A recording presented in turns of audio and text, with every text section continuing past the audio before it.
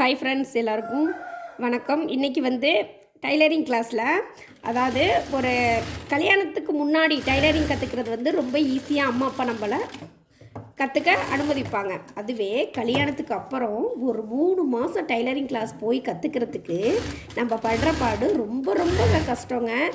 நம்ம நினப்போம் 3 மாதம் தானே அப்படின்னு. ஆனால் ஜாயின்ட் ஃபேமிலியாக இருப்பாங்க, மாமியார் விட மாட்டுறாங்க, மாமனார் விட மாட்டுறாங்க, குழந்தைய வச்சிட்ருக்கோம், கணவர். அதெல்லாம் நீ டைலரிங் கிளாஸ்லாம் போய் நீ என்ன பண்ண போகிற? இப்போ நீ தச்சு நீ சம்பாரிச்சதுல நம்ம குடும்பம் ஓட போதா அப்படின்னு சொல்லிட்டு நிறைய பேர் பேசுகிறவங்களும் இருக்காங்க. ஆனால் டைலரிங் ரொம்ப ரொம்ப நம்ம குடும்பத்துக்கு கை கொடுக்கும். அது மட்டும் இல்லை, நம்ம கஷ்டப்படும் போது அது நமக்கு கண்டிப்பாக சோறு போடும்.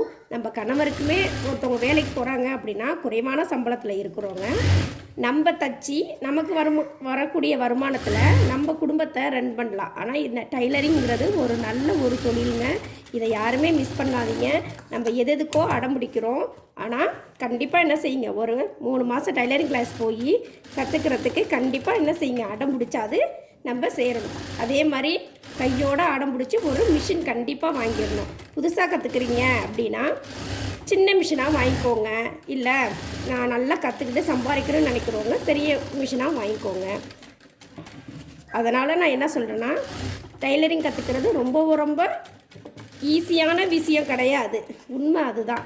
ஆனால் கஷ்டப்பட்டு கற்றுக்குறவங்க இதில் முன்னேறி இருக்காங்க.